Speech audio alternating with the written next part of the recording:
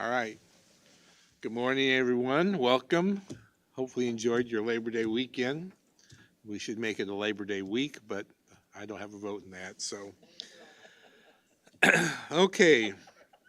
First item, obviously roll call. Looks like everyone, Member Wachinski and Mr. Dick. Hopefully he'll come here in a little bit. First item then is approval of the August 2nd minutes. I would entertain a motion. Member Klein, second. Member Bell. Any questions or discussion? If not, all those in favor say aye. Opposed? Motion carries. Next item is the payments of bills and appropriation transfer requests. I'm trying to look here. Doesn't look like we have any transfers. We have bills from Highway Department and from Land Use. Highway totals $1,740,712.62. Let's take two separate votes. Motion to pay those bills. Member Thompson, second. Member Klein. Any questions? If not, all those in favor say aye. Opposed? That motion carries. Next item was bills from Land Use totaling $692.06. Looks like the biggest, or a lot of it's for publishing. Motion to pay those bills. Member Friedrich, second. Member Bell. Any questions? All those in favor say aye. Opposed? All righty, those bills will be paid. Any appearances by member of the public or county employees? Chair Solner, we do not. Okay, great. So we'll move on to departmental matters. 5A1A, Jerry Stokes, request approval of a resolution for a purchase of equipment. Would someone like to make that motion? Member Klein, second. Member Friedrich. Looks like we're getting a handout.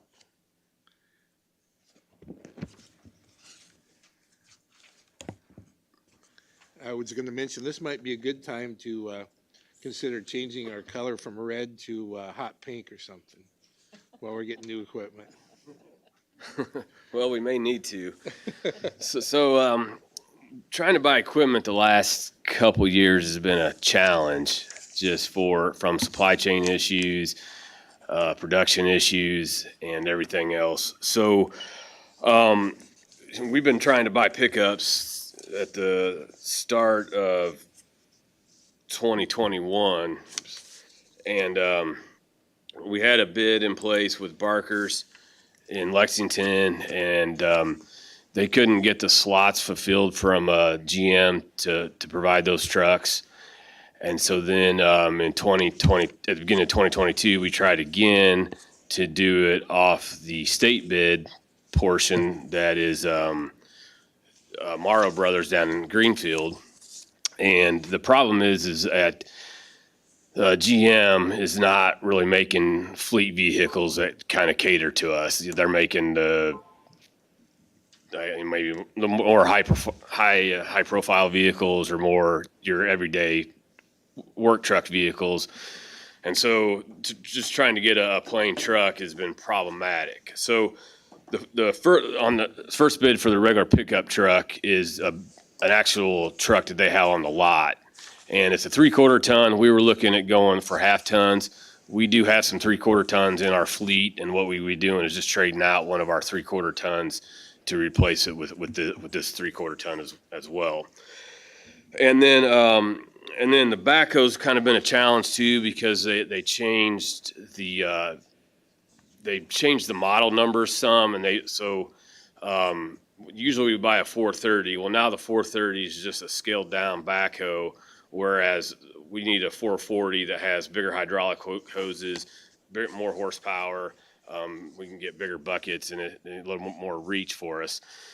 So we were looking at getting a backhoe in 2022 and a backhoe in 2023. I know the 23 budget hasn't been fulfilled yet, but the handout that I gave you kind of shows where we're at on the budget. And so on the budget side, or what we had proposed in 2022, was to get 3 tandem dump trucks. So there again, we get our trucks from Central Illinois Trucks here in Bloomington, and they're Kenworth trucks. Well, they were only able to slot us or get slots for 2 of these types of vehicles for us to get trucks in 2022. So we were not able to get the 3rd truck. And so then if you take out the pickups and a couple of the other tractors, well, what I would want to propose is that we try to get 2 backhoes here in 2022 and the 3/4 ton truck. And then when I submit the budget for 2023, I'll kind of rearrange some things to bring back in some of these trucks in 2022 that we were not able to get at this time. So in so on the blue column down there at the bottom is kind of where we're at. What the vehicles that we know we're going to get or what we've already received, we're at 477. And then if you add the two greens over there, the 47,300 and the 272, that puts us at a budget at 797. So we're still under our 2022 number. And so basically I'm just kind of moving some equipment around from one year to the next and trying to still catch up from 2021 to still get some of this equipment purchased. And even when we do place a backhoe order, I don't know, hopefully we can get it by June 2023 because they're saying there's going to be another price increase in that time frame. So I think the sooner we do this, the better off we are. Any questions? Member Friedrich? What's your used program on trucks? Do you sell them to townships or just on your pickups? I see it on one line, the price was without a trade. Yeah, so what we started doing is putting on an auction site and trying. So we haven't done pickups yet, but we've done some other types of vehicles. We did our paint truck and our sign truck. And so we put them on auction sites that, go through the whole country. And I think we've had somebody from Missouri come up and bought our paint truck. And I don't know I think Kentucky bought our sign truck. So we do have a resolution in place to sell these pickups on an auction site. We're thinking about maybe taking them down to Clinton, down to that auction site. We never done that before, so we might try that out to see. So we would let the townships know that there's something available if they need it. But I guess we could hold a private auction, but and get the townships to come. But then it needs to be public, and so I think the auction sites work a little bit better. To that matter, the people that are looking for used equipment have the same issue that we have with new, probably because it's hard to come by good used stuff at a decent price. So I would suspect our stuff that we have for sale would bring a decent price. Right. Yeah, and it has. We've had pretty good luck so far, and I think with these pickups and that, like you said, it'll be a hot commodity. Okay. Any other questions? Okay, ready to vote then? All those in favor say aye. Opposed? Motion carries. Next item is 5A1B, request approval of supplemental motor fuel tax resolution for Ropp Road. Who wants to make that motion? Member Thompson, second member Bell. All right, Jerry? So this is a project we actually completed in 2021. It's kind of what I'm going to call a cleanup resolution. So when we did the resolution originally, it was for $25,000, and what we use that for is to do our preliminary engineering work and our construction engineering work. And so then we go through and build the project, and we charge our time to that particular project. And so, we had to do they added a computer program that we have to do with the state because this had federal funds in it. And so it took a little bit more time to learn it and do it and everything. And so basically we went over the 25,000 on our payroll side. And in order to zero this out with IDOT, once we final out the project, the payroll has to be zero. So we needed an additional $1,900 appropriated from the motor fuel tax fund to to balance the project out. Basically, that's going to cover the additional payroll above the 25,000. And so you can see on like the third page of that, or page 9, I guess, you can kind of see where we had the payroll at 26,923, and then on page 8 was, well, I didn't provide the resolution from June of 2020, but that was for 25,000. So we had to make up the difference, and that's what this resolution will do. Any questions? For this committee, that doesn't seem like a lot of money, but we still have to go through the process. Right. So, all right then, ready to vote. All those in favor say aye. Opposed? Motion carries. All right, now we are to the project summaries. Jerry, I'll let you go ahead and take those one at a time.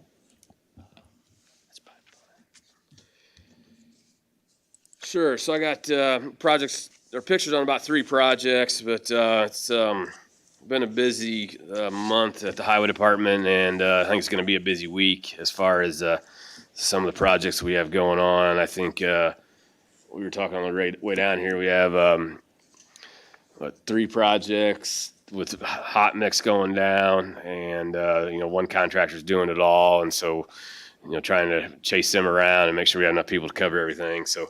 But the first one is the Brand 2 Bridge. So that's on Stringtown Road.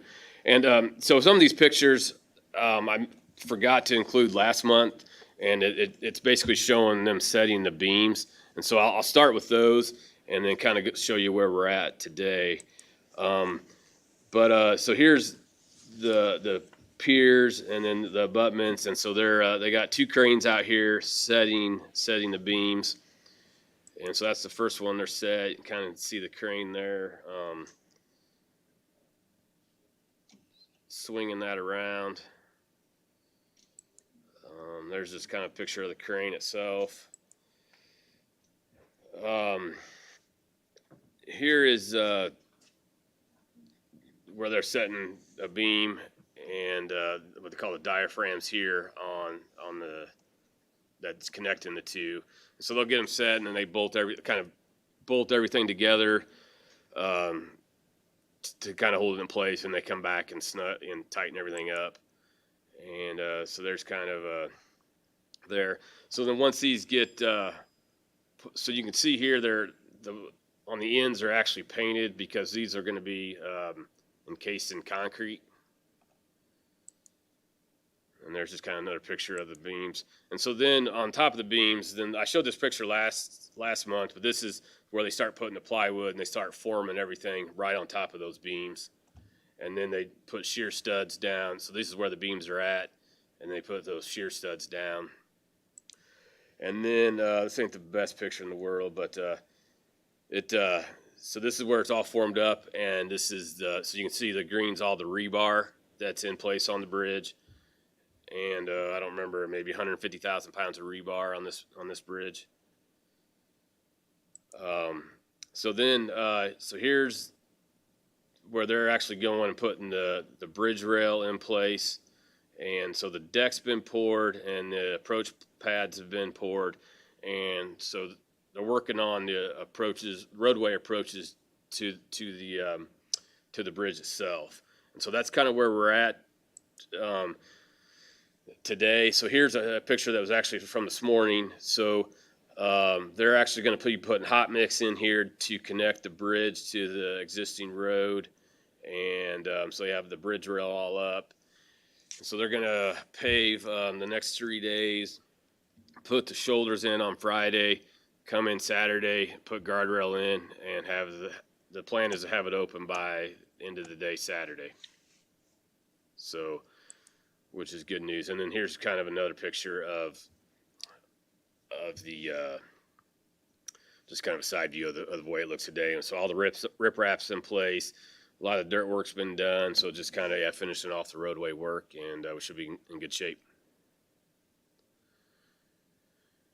So that'll be a good one to get opened up for sure, especially right before harvest here coming. Any questions on that project? So the next one is the Meadows Road project, and so this is another big project that's going on. So it's 5.5 miles, and so they have one lift of hot mix on about 2.5 miles of it, so about half of it, and they still have 2 more lifts to put on that section, and then they have the aggregate and the hot mix to put on there. So here, so this was last week or the week before, where they're actually putting aggregate down through the paver. So what they did is, it's actually about a foot of aggregate, and it's 2 different sizes of aggregate. There's a big, what we call a 1x3, which is a 1 to 3 inch stone on the bottom layer that's 6 inches thick, and they put that down first and spread that out with a dozer. Then they come in, they put in 4 inches of CA6, and they spread that out with a dozer, and then they get that pretty well to the grade of the road and slope of the road, and then they come in with the paver, and they put the final 2 inches down. So this is kind of picture of the paver. This picture of the paver. This shows the sensors on here. So this is like the second. They were doing like 13 foot wide down one side, and then they come back and do the other side. So here they're matching into the other side, and there's a truck backed into it. And well, I had a video here, but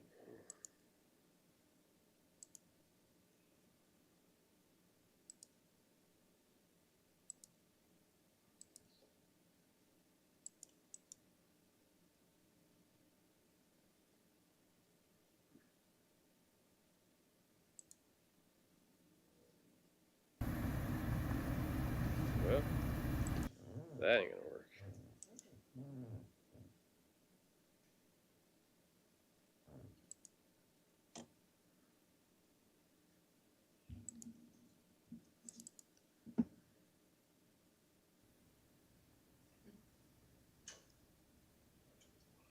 Yeah.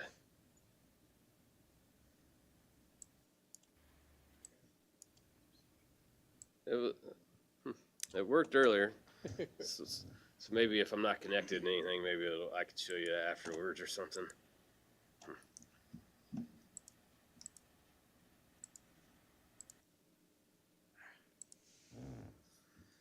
So anyway, that was just a picture, or going to be a video of the truck going to a paver. So like each truck probably goes around 130 feet, and so I think at one point in time they were running like 21 semi trucks running from the quarry to haul this material. So this is after the paver, so you can see the roller rolling it all in and matching everything in. And so then late last week they started putting like the first 2 1/4, 2.5 inch layer of hot mix down. And so they did that for 2.5 miles. And so here's you kind of see the paver and the first lift going down.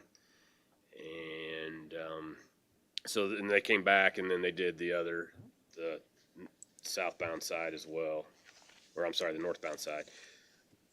So the project's moving along. I mean, they still got a fair amount to go. We'll get the road opened up before winter, and we're trying to at least get it to where the landowners can still get it and access their fields as best as possible. And we got a few more crossroad pipes to put in, and they're kind of putting those in as they go, plus all the new field entrances and everything. So we're trying to make sure we're out in front of them and make sure they have access. And then I'll hold off on that project. So any questions on the Meadows Road? I assume you got some slope to it as far as getting the water to run off. What is the standard? I'm just curious. It's usually a percent to 2%. I'm sorry, 1.5% to 2%, which so ends up being about like 3/16 inch of fall throughout that 13 feet. And then once you get to the shoulders, then it probably increases to like 2 inches out of through that 6 foot.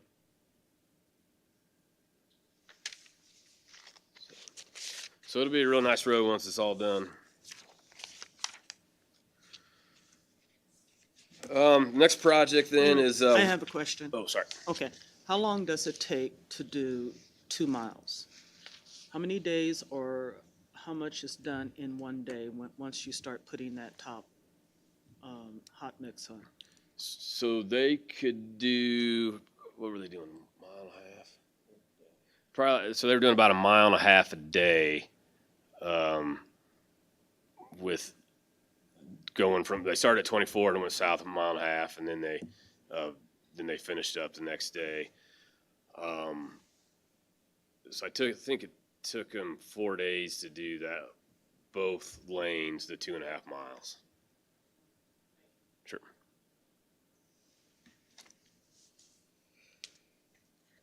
So the next project is White Oak Road. I showed some pictures of that last month. So that project is completed and opened up, paint, striped, and everything. And so this is just kind of the final number where we're at here. So we are under budget on this project. So I think that turned out really good. So it'll be good to for that project to be done with all the traffic over there for Rivian. And I think the town of Normal's got a project they're looking at next year from on West College Avenue that'll be tying right into White Oak Road. So I think that'll all be good for that area.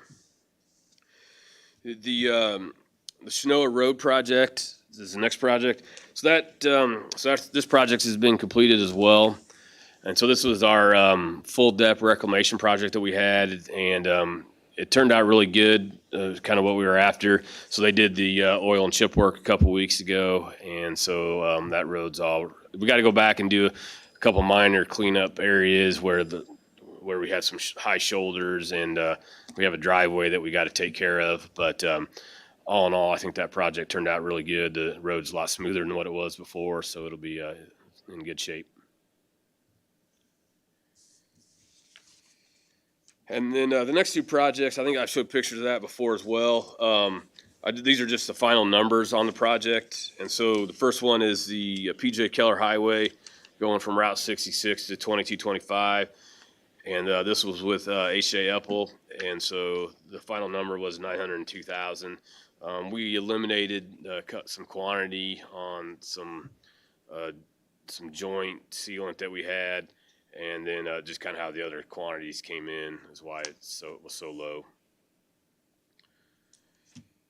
And then the next project is the south section of the Meadows Road that we had done, and from kind of P.J. Keller Highway up to where the big project starts. And so then we were about 5,000 under on this project as well, just kind of the way the final quantities came in. So. And then the one last project I wanted to show is this is our project on Lexington East, and so this is where the County Highway Department's doing the project, and we're redoing the curve through here. And so they've got the core built here for the road, and so you can see the grader. They're actually putting rock in. We're putting oversized rock in, and then the small rock as well. And so here's kind of a picture of the rock dumping and the grader getting ready to spread it out. And so when they do the rock, they set the tailgates to where they can spread that rock out in like couple inch lifts. And then the grader will usually bring our water truck in and put water on it. And the grader will spread it out, and then we compact it. And then there's just another picture of the truck kind of going down the road, spreading it, a couple inches thick. And so that's kind of what it looks like after it's all done. And then there's this kind of picture of the ditches and everything that we cut and moved all the dirt around. And so the contractor's in there today to put the hot mix in. And so there's basically 3 lifts of hot mix that need to go in there, and so that's what. I'll take that back. They actually put the 2-inch lift aggregate, the final 2-inch aggregate lift through the paver, and they did that last week, and now they're going to come in and put the 3 lifts of hot mix in this week. So they'll probably do 1 lift a day, and then come in, and then we're going to put the shoulders down, and then so hopefully by the end of next Friday, this road will be opened up. Is the plan. So as long as the weather cooperates, shouldn't be a problem. What kind of, do they use grade control on the grader, or is he just eyeball? No, we don't have a great control on the graders, but we do have GPS equipment that we had a guy out there just going out there to stake and everything for the grader to follow. Look pretty smooth. Yeah, it's going to be nice once it's done. Yeah, our guys do a real good job. We had everybody on board the last couple of weeks out there. One guy kind of crew with the hi-ho, doing some of the side road work. We had grader out there doing a lot of the work, so it's been busy. We've had good weather to do a lot of this, but we've had all our forces out there trying to get this opened up, get this completed.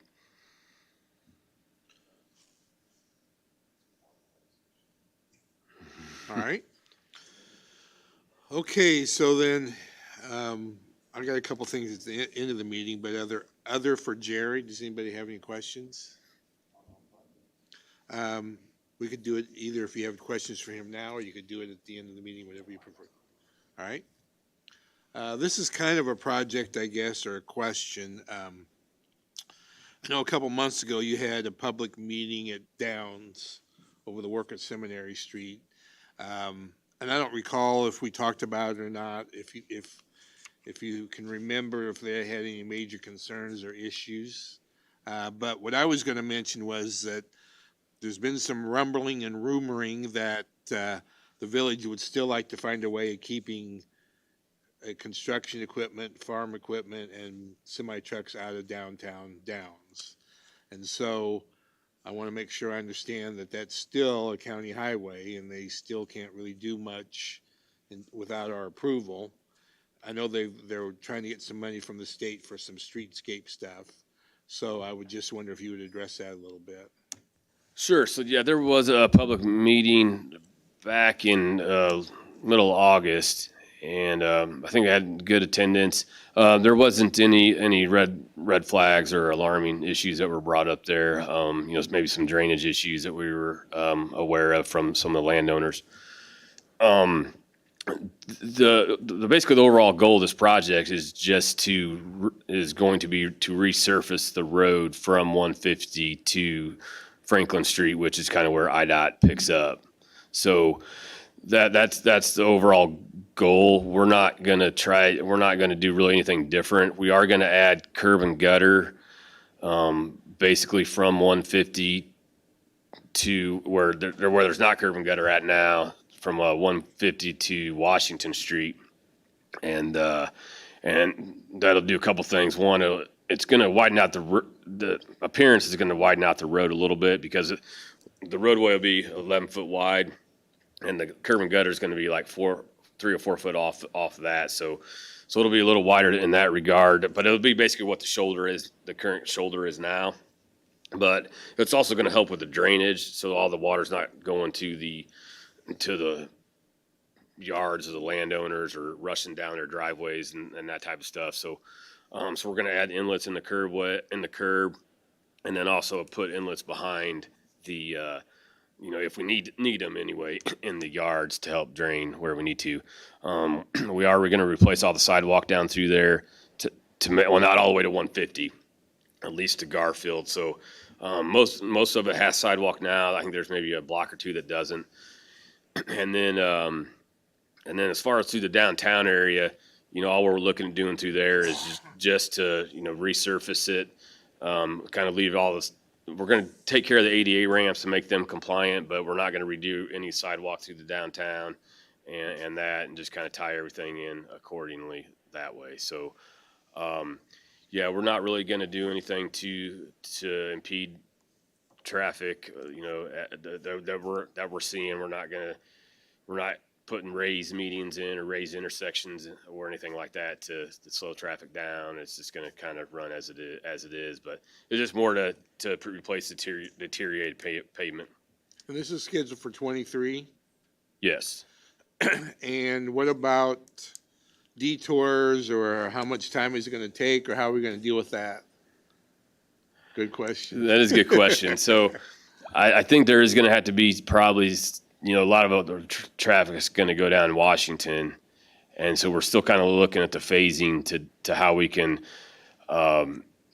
accommodate that the best we can.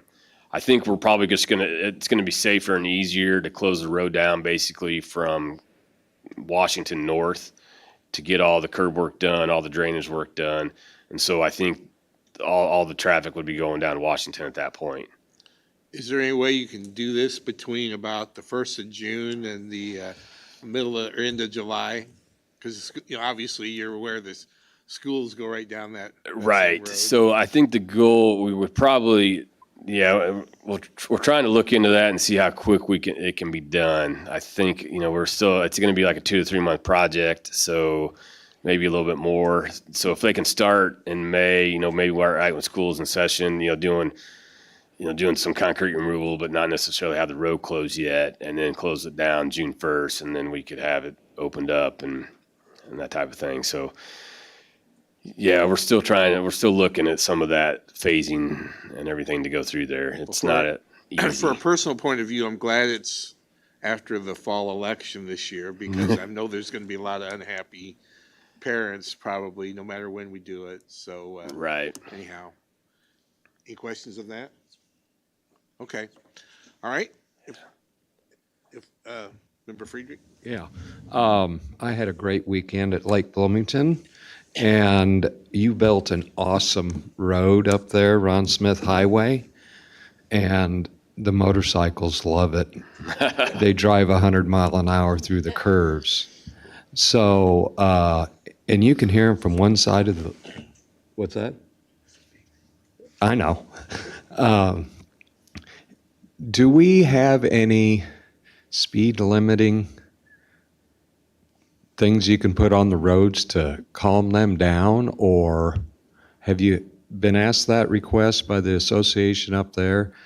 There, you can hear them from one side of the lake to the other. And they're racing around there like they're racing. I know I'm putting you on the spot right now, but it's kind of annoying, and it's kind of dangerous.